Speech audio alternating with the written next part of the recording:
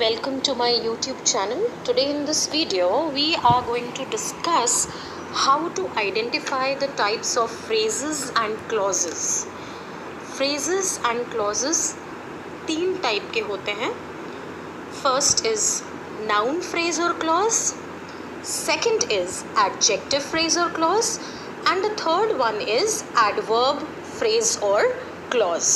So now in this video we will discuss कि हमें कैसे पता चलेगा कि हमारा सेंटेंस में नाउन फ्रेज है कि एडजेक्टिव फ्रेज है या एडवर्ब फ्रेज है.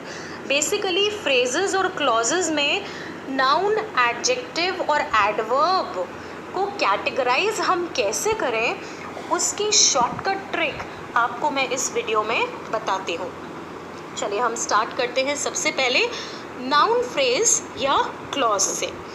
नाउन फ्रेज और क्लॉज को अगर हमें आइडेंटिफाई करना है तो सेंटेंस में जो हमारा फाइनाइट वर्ब है उसके बाद हमें व्हाट लगाना है. हम व्हाट क्वेश्चन पुट करेंगे फाइनाइट वर्ब के बाद. फाइनाइट और नॉन फाइनाइट वर्ब्स क्या होते हैं ये ऑलरेडी मैं डिस्कस कर चुकी हूँ अपने पिछले वीडियो में, तो आप प्लीज़ उसको चेक कर लीजिए अगर आप नहीं जानते कि फाइनाइट और नॉन फाइनाइट वर्ब्स क्या होते हैं. चलिए हम क्या करेंगे नाउन फ्रेज या क्लॉज को आइडेंटिफाई करने के लिए. हम सेंटेंस में वर्ब के बाद व्हाट क्वेश्चन पुट करेंगे. Remaining part of the sentence में अगर हमें व्हाट का आंसर मिलता है तो आप सेंटेंस में ईजिली नाउन फ्रेज या क्लॉज को आइडेंटिफाई कर सकते हो. That means if you get an answer to the question what in the remaining part of the sentence, you will be able to know whether it is a noun phrase or a clause. अब एक चीज़ और, phrase और clause का difference ये भी मैं अपने video में ऑलरेडी एक्सप्लेन कर चुकी हूँ कि आप कैसे आइडेंटिफाई करोगे कि सेंटेंस में फ्रेज है या क्लॉज है. क्लॉज में क्या होता है, हमारे पास एक से ज़्यादा सब्जेक्ट और एक से ज़्यादा फाइनाइट वर्ब होता है, लेकिन फ्रेज़ में ऐसा नहीं होता है. फ्रेज़ में कोई भी सब्जेक्ट या फाइनाइट वर्ब नहीं होता है. तो आपको इससे पता चल जाएगा कि सेंटेंस में फ्रेज़ लिखा है या क्लॉज लिखा है. Okay, so now let us see an example कि नाउन फ्रेज़ हमें कैसे पता चला. Example is Suma hopes to win the first prize. Suma hopes, hopes verb है, वर्ब के बाद हम क्वेश्चन पुट करेंगे what. Are we getting an answer to the question what? Definitely yes, we are getting an answer. तो यहाँ पर क्या हो गया, what is the answer? To win the first prize. To win the first prize, यहाँ पर हमारे पास second subject नहीं है, सेकेंड वर्ब नहीं है, इसलिए to win the first prize हो गया नाउन फ्रेज.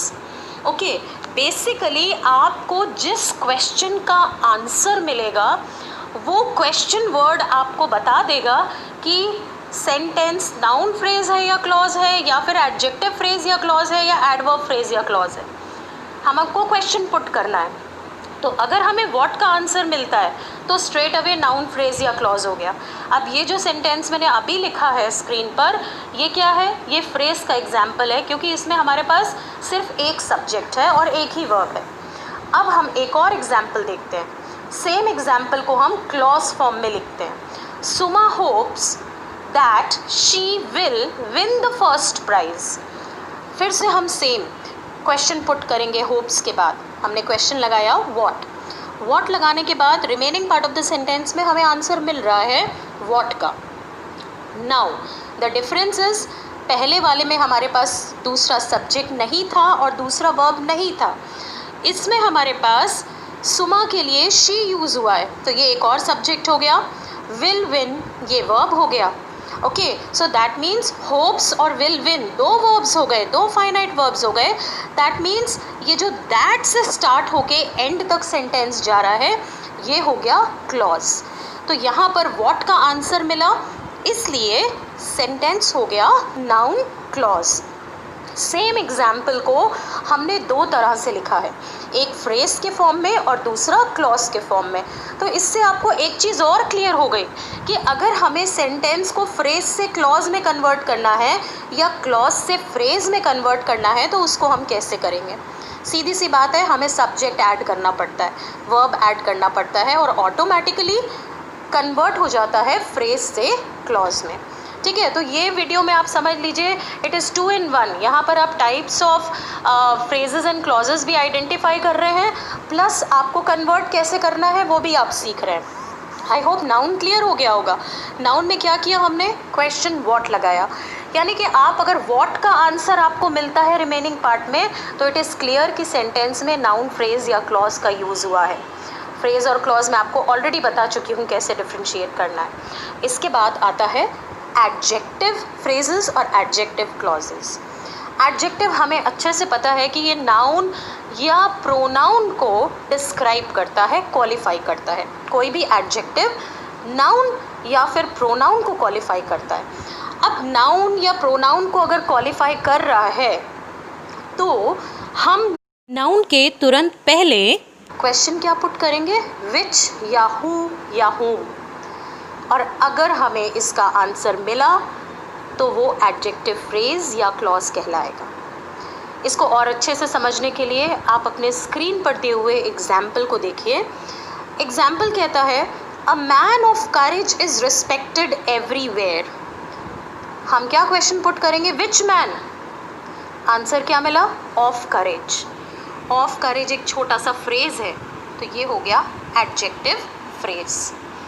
ठीक है, एडजेक्टिव फ्रेज आपको समझ में आ गया, मतलब कि हम नाउन को डिस्क्राइब कर रहे हैं या प्रोनाउन को डिस्क्राइब कर रहे हैं। ओके, अब इसी का सेम एग्जाम्पल एक और देखिए, a man who is courageous is respected everywhere. Question हमने सेम पुट किया, विच मैन, हु इज़ करेजियस। अब हु इज़ करेजियस जो है ये एक क्लॉज हो गया, क्योंकि यहाँ पर हु एक सब्जेक्ट है, इज़ एक वर्ब है। मतलब हमारे पास इस पूरे सेंटेंस में 2 सब्जेक्ट्स हैं और हमारे पास 2 फाइनाइट वर्ब्स हैं। हु इज़ करेजियस देखिए अंडरलाइंड है, ये हो गया एडजेक्टिव क्लॉज। क्या आंसर मिला हमें, विच का आंसर किस पार्ट ऑफ द सेंटेंस ने दिया, हु इज़ करेजियस ने, तो ये हो गया adjective clause. I hope adjective clause भी आपको क्लियर होगा। और एग्जाम्पल्स आपके स्क्रीन पर हैं, आप एग्जाम्पल्स को देखिए। फ्रेज और क्लॉज दोनों दिए हुए हैं तो आपको कन्वर्जन में भी समझ में आ जाएगा हमें कैसे कन्वर्ट करना है। थर्ड टाइप जो होता है वो होता है एडवर्ब फ्रेज या एडवर्ब क्लॉज। एडवर्ब किसी एडजेक्टिव को या किसी वर्ब को क्वालिफाई करता है, मतलब किसी वर्ब की कैरेक्टरिस्टिक बताएगा या फिर किसी एडजेक्टिव की कैरेक्टरिस्टिक बताएगा, तो वो हो जाएगा एडवर्ब फ्रेज या क्लॉज। बेसिकली अगर हम बात करें तो हाउ, वाई, व्हेन, वेयर, इन सब क्वेश्चंस को एक एडवर्ब फ्रेज या क्लॉज आंसर करेगा। सो, फॉर, इन सबको आंसर करता है एडवर्ब फ्रेज या क्लॉज। यानी कि आपको वर्ब के बाद क्वेश्चन पुट करना है। फॉर एग्जाम्पल आप स्क्रीन पर देखिए, they started at dawn, started when, answer क्या मिला, एट डॉन। तो ये एक फ्रेज हो गया। यहाँ पर एट डॉन में ना ही हमारे पास कोई सब्जेक्ट है और ना ही हमारे पास कोई वर्ब है, तो ये हो गया फ्रेज। आंसर किस क्वेश्चन को किया, व्हेन, यानी कि ये एडवर्ब ऑफ टाइम बता रहा है हमें, इसलिए एट डॉन क्या हो गया, एडवर्ब फ्रेज हो गया। सेम सेंटेंस को हम दूसरे तरीके से लिखते हैं, they started when morning came. Started verb के बाद आप क्वेश्चन पुट कीजिए, स्टार्टेड व्हेन, व्हेन का आंसर मिला, answer is when morning came. When morning came, हमारे पास सब्जेक्ट भी है, हमारे पास वर्ब भी है, तो व्हेन मॉर्निंग केम ये हो गया adverb clause. Adverb clause usually किन वर्ड्स के द्वारा इंट्रोड्यूस किए जाते हैं, मतलब जब हम एडवर्ब क्लॉज सेंटेंस में लिखते हैं तो एडवर्ब क्लॉज किस वर्ड से स्टार्ट होता है, उसकी पूरी लिस्ट आपके स्क्रीन पर है।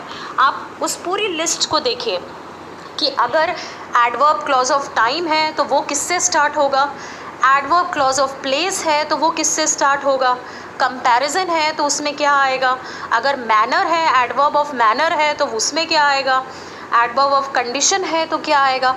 ये पूरी लिस्ट आपके स्क्रीन पर है कि एडवर्ब क्लॉज किस वर्ड से स्टार्ट होते हैं।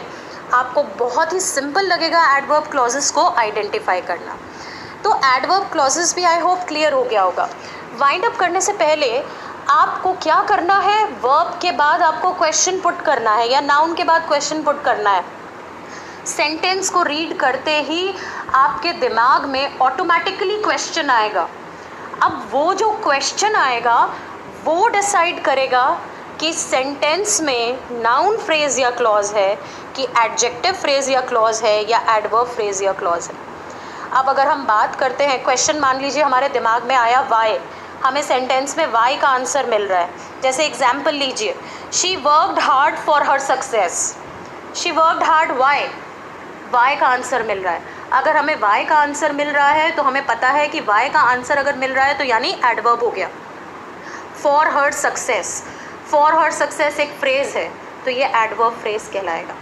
इसी तरह हमने क्वेश्चन पुट किया, she worked hard that she may succeed, that she may succeed, worked hard why, why का आंसर मिला। Remaining part of the sentence क्या कह रहा है, that she may succeed, she may succeed. ये पूरा सेंटेंस हो गया अपने आप में, इसमें सब्जेक्ट भी है, फाइनाइट वर्ब भी है। तो ये हमने आइडेंटिफाई कर लिया कि ये क्या है, ये एडवर्ब क्लॉज है।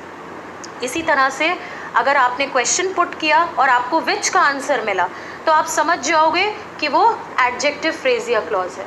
अगर आप क्वेश्चन, आपने रिमेन सेंटेंस को देखा और आपके दिमाग में व्हाट आया कि इसमें तो हमें व्हाट का आंसर मिल रहा है, अगर हमें व्हाट का आंसर मिल रहा है तो मतलब नाउन फ्रेज या क्लॉज है। विच का आंसर मिल रहा है, हु का आंसर मिल रहा है तो वो एडजेक्टिव फ्रेज या क्लॉज है। हाउ, व्हेन, वेयर, व्हाई का आंसर मिल रहा है तो वो एडवर्ब फ्रेज या क्लॉज हो गया। ये बहुत ही सिंपल तरीका है फ्रेजेस और क्लॉजेस को डिफ्रेंशिएट करने का कि कौन सा टाइप ऑफ फ्रेज या क्लॉज है। और कन्वर्जन भी फ्रेज से क्लॉज में मैंने सेंटेंसेस में ही आपको दिखाया हुआ है। आई होप आपको वो भी बहुत अच्छे से समझ में आ गया होगा। If you really like my videos, do like, share and subscribe.